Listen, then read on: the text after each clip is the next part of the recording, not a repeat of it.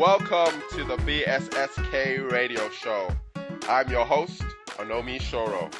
This show is all about you, your music, your stories, your voice. In this series of interviews, we're talking to people who have left their native lands and moved to another country to teach English. Tonight's guest is Tom Dowling. Hello, Tom. Hi, Onomi. How are you doing? I'm very well. Can you tell us a little bit about yourself, please? Okay. Well, I'm from a small town, Weston-super-Mare, in Somerset. I went to university at Bristol.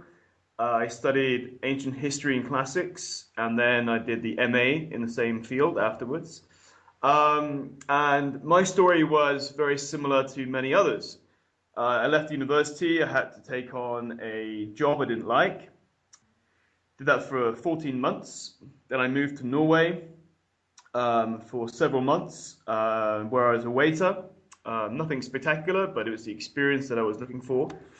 And then something that resonates again with today's culture, with today's society. I was unemployed. I was unemployed for 9 months, which was a terrible thing, a terrible situation after studying for 2 degrees at Bristol, one of the best in the world, I was kind of disheartened. I was gobsmacked, really, that I couldn't find something that was suitable to my skill sets.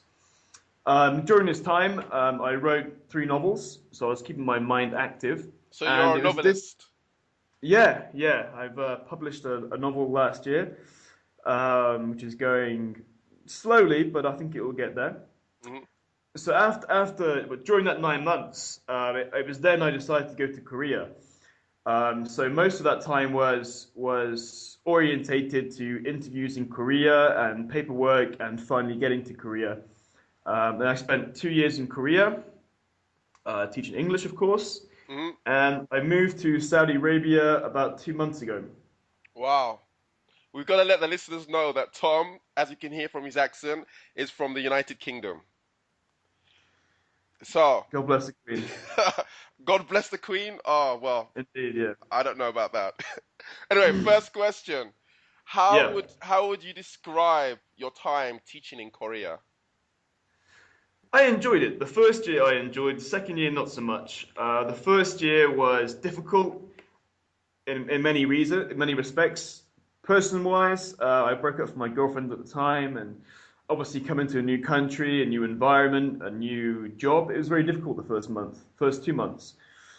The job was good for me because after being unemployed for 9 months, it did give me a graduate job. It gave me a graduate level salary. Mm-hmm. So I felt that I was using my mind, I was using my skills, I was using my degree, and being financially rewarded in a way that I felt was just. Okay. So for me, it was a good experience. It didn't challenge me enough, but you can't always get everything you want from a job. I don't think so. Fair enough. And how did you deal with being stared at in Korea? I'm assuming that they did stare at you and being seen as a curiosity by the Koreans. Well, 2 things spring to mind. First of all, firstly is the children in the Blitz. Do you remember reading things like this at school? When you have children who are evacuated from the big cities, London, Manchester, Liverpool, mm-hmm. and they would be taken to the countryside. And they would write home to their mothers and fathers in London that were being bombed and things. And they would describe a cow, uh-huh. or they would describe some sheep. And, mummy, I saw a cow today. And it was, they knew cows existed, of course. They had milk, they had meat, etc., etc. But they didn't actually see a cow. And they went there, and it was incredible to them. They knew they existed, but they hadn't seen them. And that's how I kind of felt like I was in Korea. Mm-hmm. They knew I existed as a foreigner, but it was like, oh, there is a foreigner. I've seen one now. It's almost an element of disbelief. They know they exist, and then they see them. So I think it was an element of that. And interesting to compare that with Saudi Arabia, particularly with the women, of course. In Saudi Arabia, they have the, what is it called? The the abaya, which is the long black robe, yeah? Okay. And there are various different styles to headdress. Some will have their face covered completely, some will have their eyes showing, some will have their face showing, normally foreigners actually. But they don't like, the reason the women have these veils is so that you can look at them, basically, yeah? So they Yep. won't look at you either, which is Okay. interesting. So in Saudi, the women don't look at you and they don't want to be looked at. Whereas in Korea, it's okay to look at Koreans or them to look at you as a curiosity. Here, it's almost don't look at me, you know. I'm covering myself up so you can't look at me. A lot So it's of an interesting contrast. a lot of the people I've spoken to in interviews, um, some people have found the fact that Koreans stare at them to be very, they found it somewhat Invasive? confusing, and also, what's the right word to use? People have tended to get a little bit upset by the fact that the Koreans have seen them as a curiosity and stare at them, and it's made them feel slightly uncomfortable. Mm, And most of those people I've spoken to have been African Americans. yeah, So okay. it's quite nice to hear your point of view in regards to how the Koreans reacted to you because you were a European in Korea. Did you Yeah. find it uncomfortable at I, times? I not really. I kind of felt I don't know, had a minor element of the rock star fame, you know. I kind of felt like I was a bit of a notoriety, Hmm. slightly famous around Pyeongdong, you know, around my area. I kind of Hmm. thought it was quite nice, actually, that kind of notoriety. Yeah. Yeah, I didn't find it. It was strange, of course, but I didn't find it offensive. I know some people do. Some of my friends have done, as you said yourself. Hmm. I mean, I Um, personally rather liked it, but yeah, maybe me too. maybe I'm just more of an extrovert. Maybe Okay. I'm vain as well, yeah. But I found it was I found it was the same in Japan as well. But over there, of course, a white man or a foreigner is gaijin. Gaijin is a negative connotation Hmm. of the word foreigner. So it isn't just Korea. There is an element certainly in Japan, like I said. In Saudi, it's very negative as well. So it's not just Korea, I don't think. What made you decide to leave Korea? For me, it was a career choice. I want to work in counterterrorism, global security, defense, these kind of sectors. So for me, to leave Korea for Saudi was playing right into that that career path. Hmm. Being in an Arabic country, particularly Saudi. Saudi is a kind of a kernel, kind of a melting pot of many different peoples from the Arab world. My colleagues, for example, at Tabuk University, where I work, my friends are Yemenis, they are Jordanians, they are Syrians, they are Lebanese, they are from Libya, they are Iraqi, they are Iranian. So for me, that exposure to all these cultures or the subdivisions of those cultures was very important, and it's been very useful for me in my understanding of these countries. We can read everything. It's like being Korea, isn't it? You know, we can read everything about North Korea. We can read everything about Kim Jong Il or Kim Jong Un now Hmm. from the media, but until you're in the country, it's very hard to understand things sometimes. It's a very different way of looking at it. You learn things that you can't learn from any aspect of the media. And that's the same with here right now. I've learned things about Syria that I couldn't have learned about via newspapers or news reels. I have an understanding of Yemen because I have some Yemenis friends now, which I never really knew about before as a country. Okay. So for me, it was a career choice to come here. I mean, I can't lie. It's very well paid here. I have an enormous villa. Hmm. It's bigger than my parents' house. That's just for me. I'm in the office right now. I have two bedrooms. I have an enormous lounge, an enormous dining room, a massive kitchen, two bathrooms, washroom. I mean, I live like a king here, or a sultan, I should say. Wow. It's very good, and the money's tax free, so I can't lie. I can't say I come here solely for my career. I came for the money as well, and most guys here are honest enough to say that as well. Okay, fair enough. And what are the main differences in the way people treat you in Saudi Arabia compared to Korea? Hmm. Well, one of the things that I like actually is the students call me doctor. So, Dr. Tom. doctor, yeah, Doctor Thomas, yes. But they do that to all the foreigners here actually. All of the lecturers and the professors, they call them doctor. So I like that element of respect. However, not all of them are respectful. They would just say that as a salutation, as a title. In Korea, my students call me tomato. um, From but tomato to doctor. Okay. yeah, it's quite a leap, isn't it? Quite a leap. My students thought I said tomato when I was saying my name, of course, Thomas. The phonics students misheard. They thought I said tomato. Oh, tomato teacher. Like, no, Thomas teacher. Oh, tomato teacher. Okay. And that kind of spread. It kind of spread, and all the other teachers started. All the other students started saying that when they heard. Oh, Hmm. tomato teacher. Okay, hello, tomato teacher. So it's that's interesting. But like you say, from tomato to doctor, it's quite a leap. Very much so. And what Yeah. about in regards to teaching the students? Have you noticed any Um, differences? yeah, in a sense, before I started teaching, there were red flags in the sense that there are taboo subjects here. In Korea, with my older students, I could talk about politics, I could talk about religion. But here in Saudi Arabia, that's taboo. I cannot talk about politics to my students. I cannot talk about US interventions. I cannot talk about Syrian civil wars or potential of. I cannot talk about drone strikes in Yemen. I cannot talk about the benefits of Christianity, for example. I cannot talk about the benefits of Muslim culture. These are all taboo subjects. Religion, politics, sex, of course, alcohol. Hmm. These are all taboo subjects. Alcohol, for example, is harem, which is forbidden in Arabic.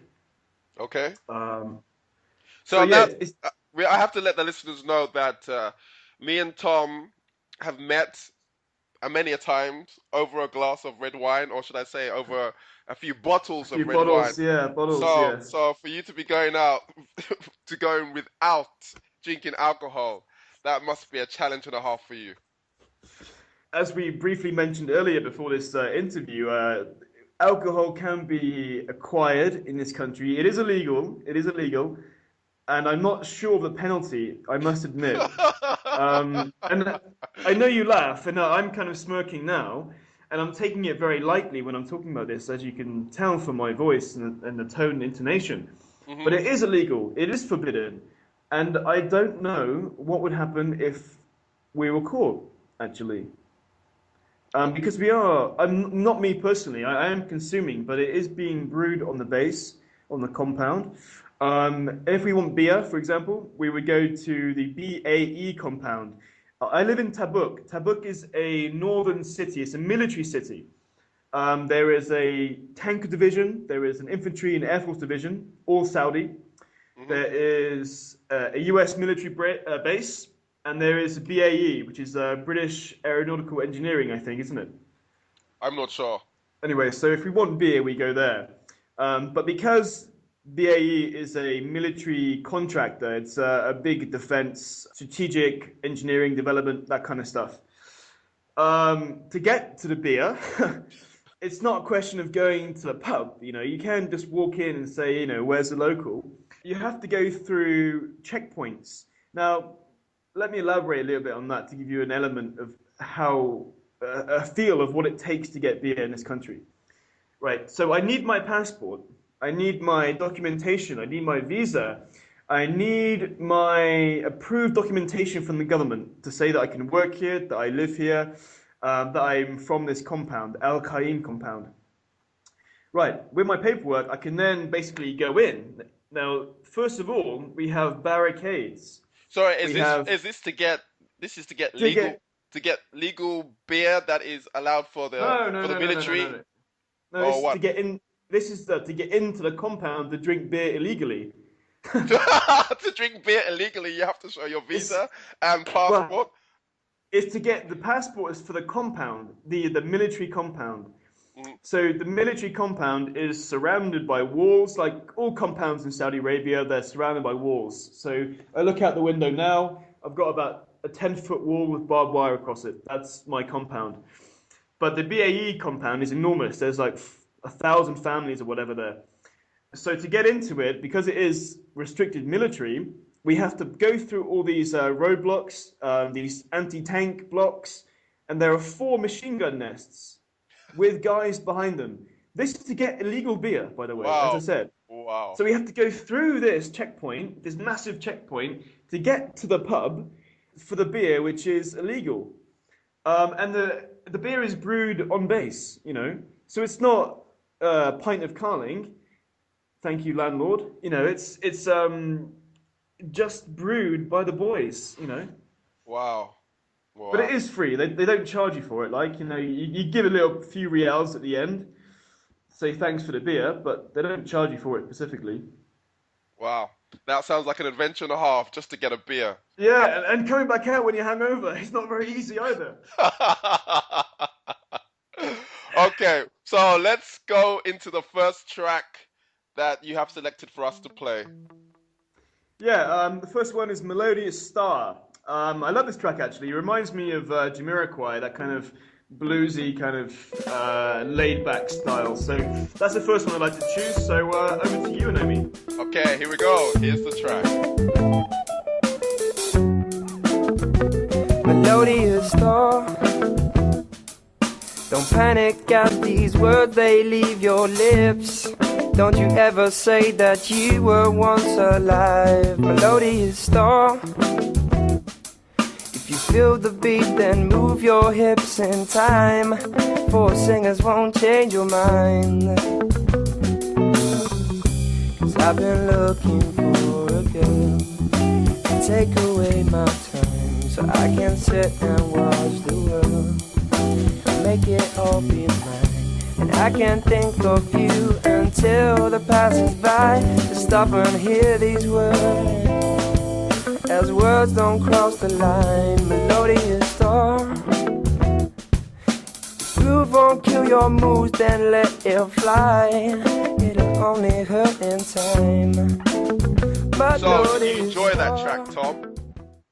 Yeah, it's a great track. I'm really happy to have had the opportunity to choose a few tracks from this album. It's a great album, and that one I really like particularly. Very good. Excellent. How did you go about finding your job in Saudi Arabia? I went through the same way as I did for Korea. I went through Dave's ESL Cafe, something that most of us who teach abroad are familiar with. The initial process, of course, just applying for the jobs post, very easy to do. But it was the subsequent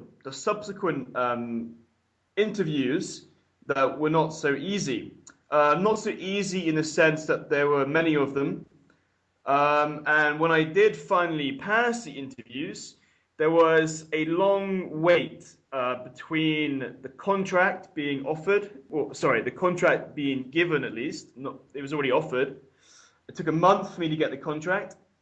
When I did get back to the UK, it took several weeks, about 3 weeks, for me to, from A to B, in terms of getting the contract signed by the government and the Chamber of Commerce, and to come into Saudi.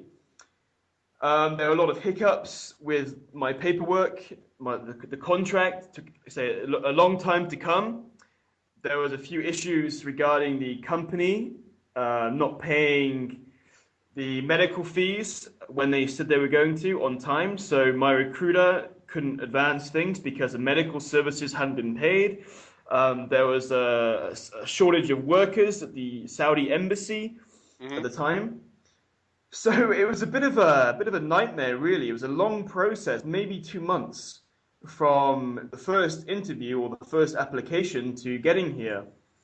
How many interviews did you have to go through? Let me see. I had 3, I think. with my recruiter, which is of course the initial filter stage.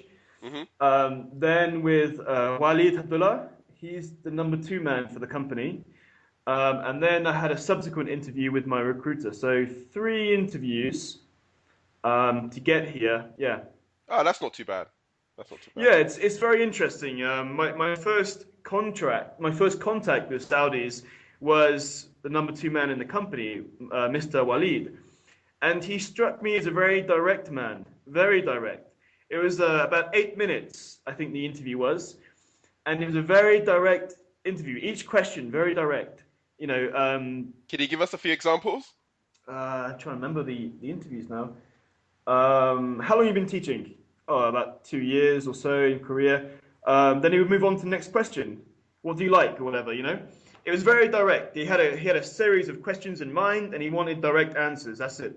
There was no chit-chat, we might say, back home, but that was it. Very direct, very strange to have that. After having my recruiter, who was very chatty, and we talked about many things, you know, home and the weather, one of the topical things of England, of course. Indeed it is.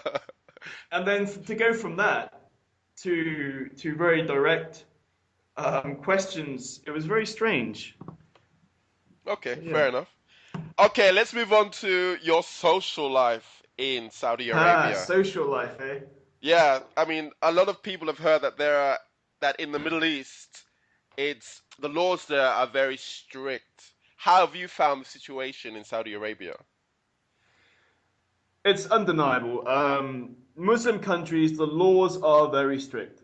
Saudi Arabia, I understand, is particularly strict. In fact, it's one of the strictest enforcers of Sharia law, from my understanding. For people who don't know what Sharia law is, could you just explain a little bit about it? Sharia law is the law of Muhammad, peace be upon him. The law is of the Quran, from my understanding. I don't know too much about it, to be honest with you. But one of the interesting first prima facie contacts I had with this was when I was in the hotel in Riyadh. Riyadh's the capital of the country. And from Riyadh, the company distribute teachers to the various provinces. So I came to the book. That's a separate issue. But when I was there, interestingly enough, I was speaking to a Jordanian guy, and he was pointing out a few of the Saudis who were talking in the corner. Okay. Now, I later find out that the main guy who's talking is actually from the same tribe as Muhammad, which is interesting in itself. He is a chief of the same tribe as Muhammad, the founder of Islam, or one of the main principles of Islam. Anyway, so they were talking, of course, and he says, "Do you know what they're talking about?" I said, "No, I don't speak Arabic, you know." And they're trying to solve a problem between the two tribes. There was something happened. One of the sons were killed or died in an accident, and what happens is that the tribe who committed the crime, they were trying to supplant the other tribe because if they can appease them, then the son or the person who committed the crime would be executed. Oh my goodness. So that's what they were doing. They were trying to barter. They were trying to come to an agreement where the two tribes could live amicably and have the solution resolved. If that didn't work, they would have to have gone to the king, the sultan. And if that still didn't work, he would be executed. And that is an example of Sharia law. Okay, let's move on to a lighter note.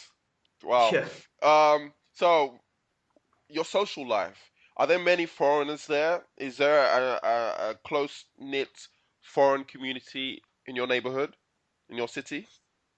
Yeah, I would say so. I mean, foreigners, from my understanding, certainly outside of Riyadh, the capital, foreigners live on compounds. That sounds very militaristic, certainly to me, and it kind of is really. If you look at the compound from the air, from above, it's a square. It's 10-foot high wall with barbed wire. There is a main gate, which is controlled by a guy inside, which is fortified. So it is a very militaristic aspect. However, because of that, the foreigners are grouped together. My colleagues, my friends, are my neighbours, and I love that. I used to go to Lambourne, which is in Berkshire. My mum's side of the family is from the countryside, and I used to go there to the village every summer. So for Hmm. me, this compound community feels like a village community. We have the compounds, we have the various villas, my neighbors. We have a pool room, a pool. We have a pool table. We have a big screen. We have a projector. We have a basketball court, a tennis court. We have a sauna. We have a gym.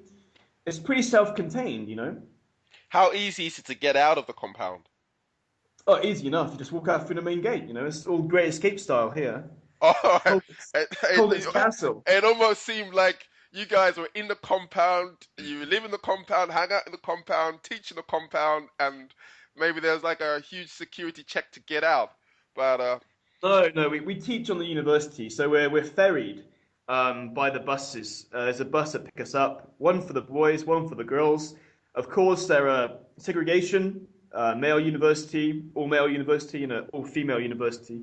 mhm. So we're shuttled to and from work by this bus service.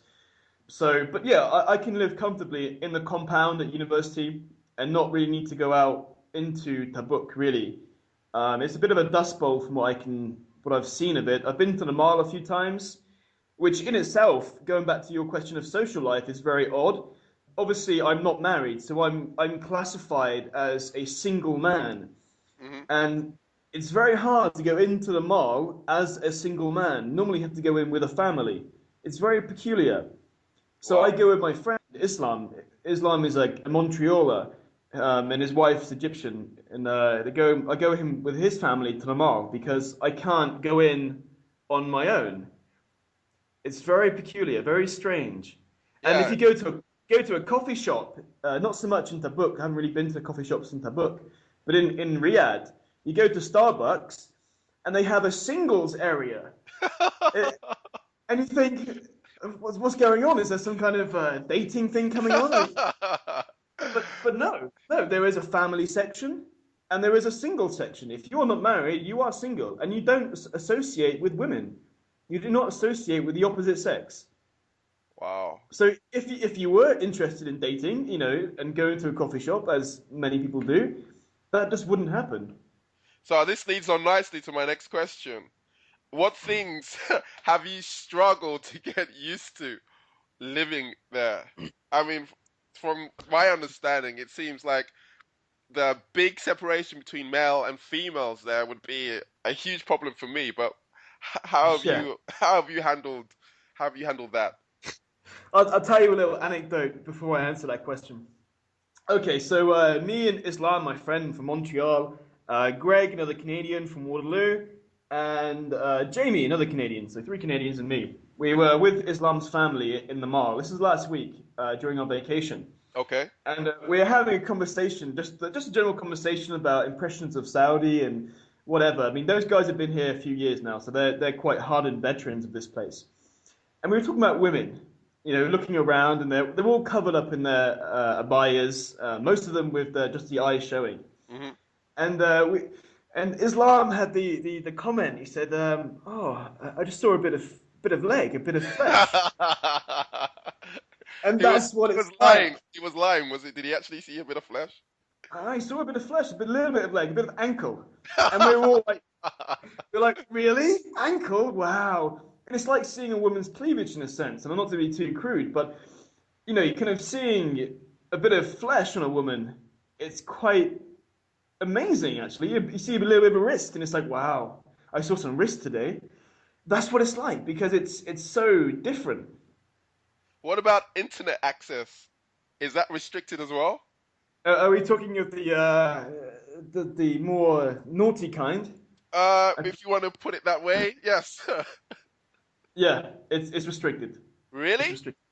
Yep, everything. If we're talking about pornography, that is restricted.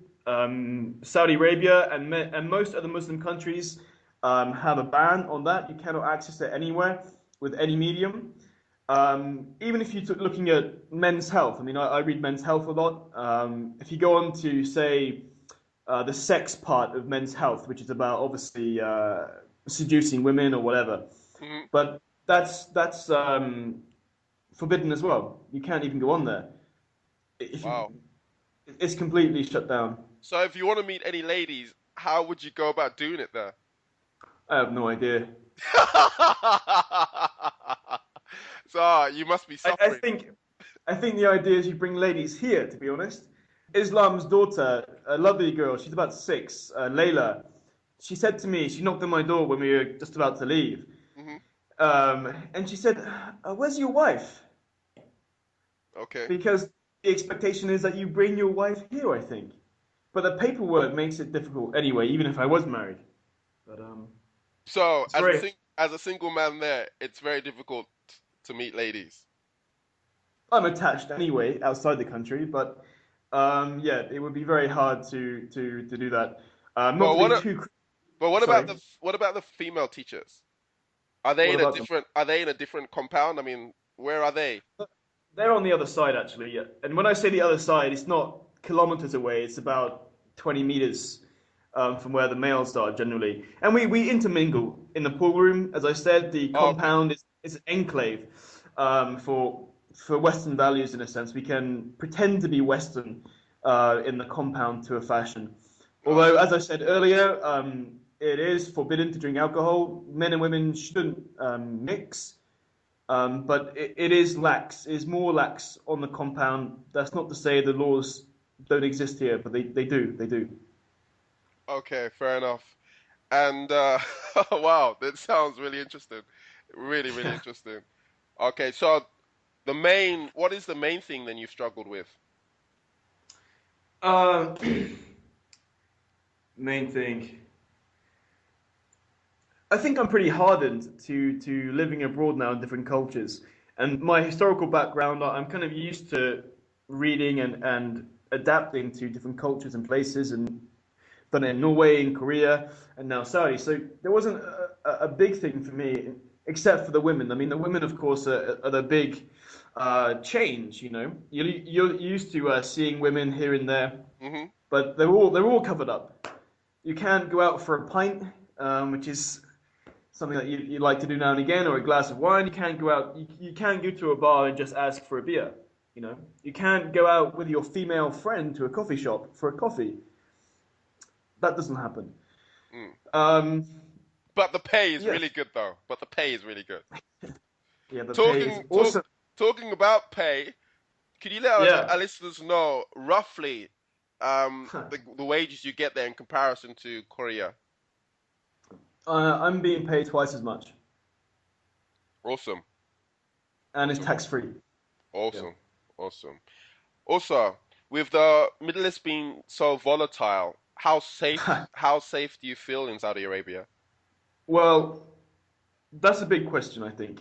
How safe do you feel in South Korea with North Korea on your doorstep? You know, I think a lot of the time the media does play up things. The Western media doesn't really understand the social dynamics of particular countries a lot of the time.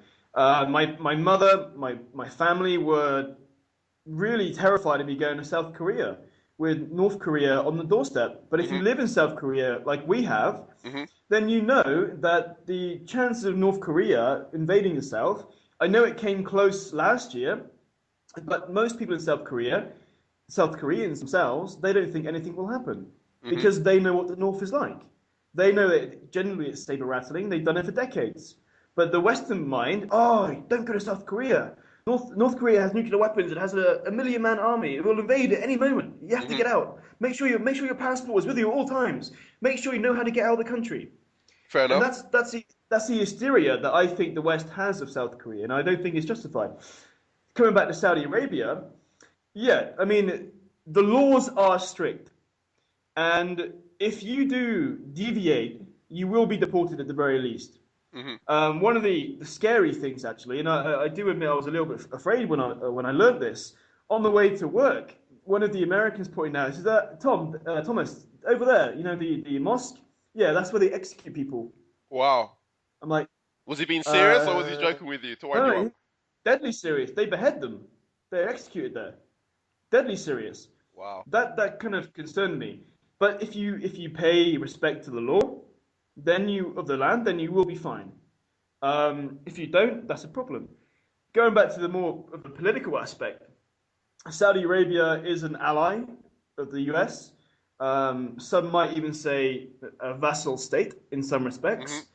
It is very close to Iran. And from my own reading, it looks like there could be something happening in Iran very soon. Indeed.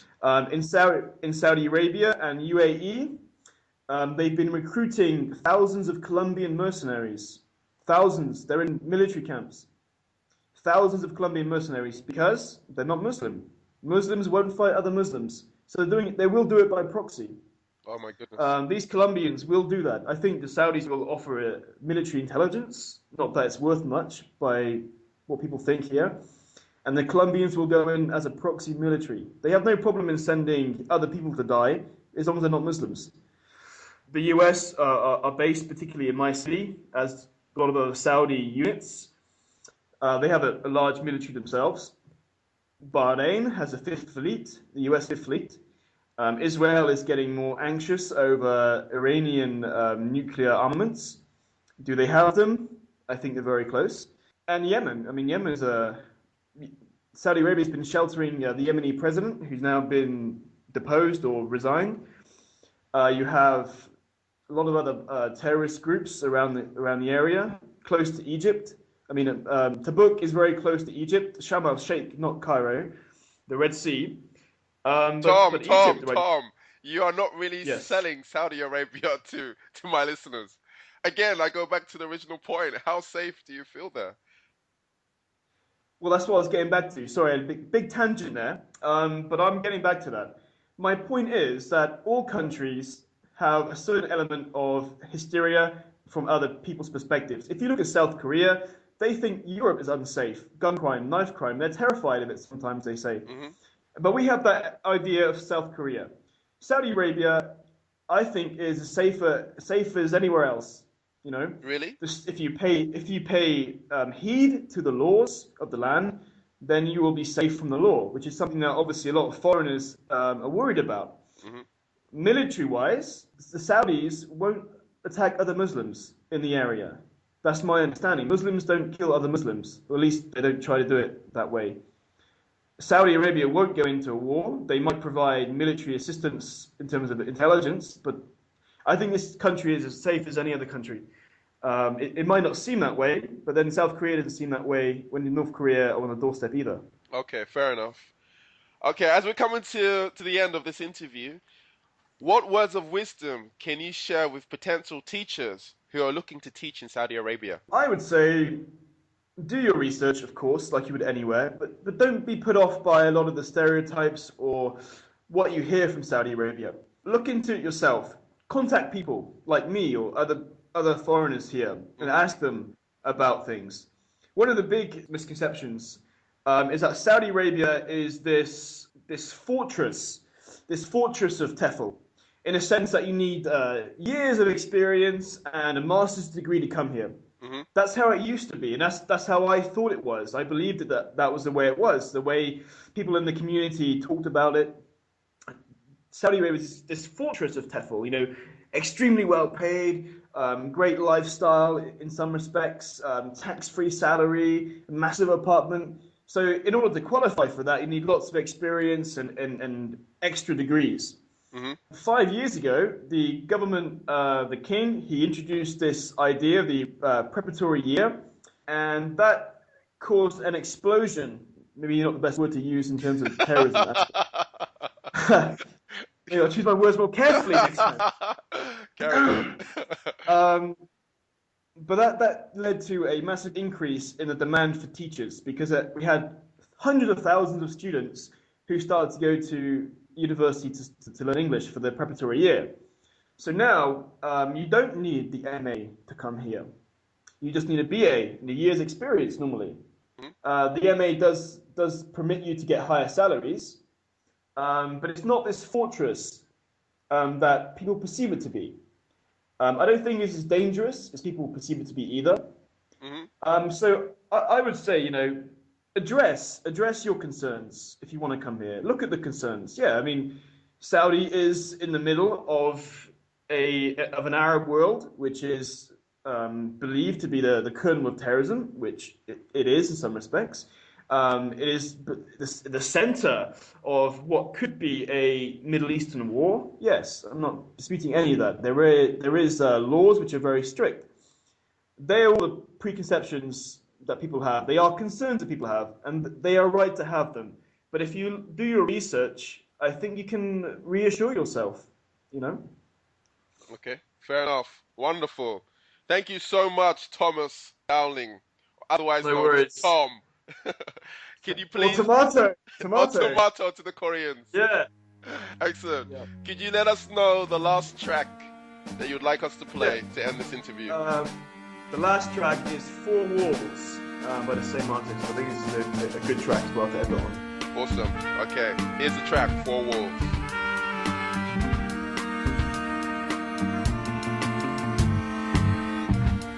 I need somewhere to hide, I'm going crazy, and I can't explain all these feelings are burning inside. My throat keeps getting dry, but I feel I'm drowning, and I can't find a way. We'll never be, we'll never see, no, where you. We'll never be, we'll never see, no.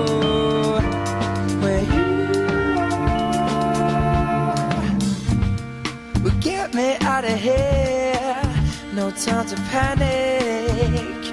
But these walls are closing in, spinning around, and everything I know is getting blurry, and I can't find a way.